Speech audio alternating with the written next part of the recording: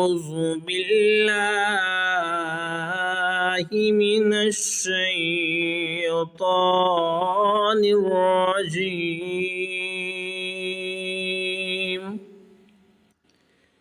بسم الله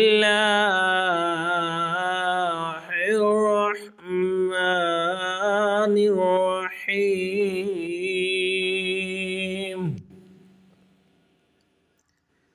ألم تر كيف فعل ربك بأصحاب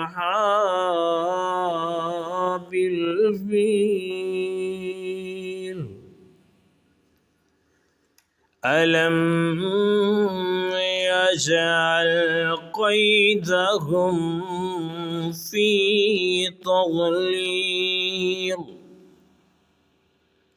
وأرسل عليهم طيرا أبابيل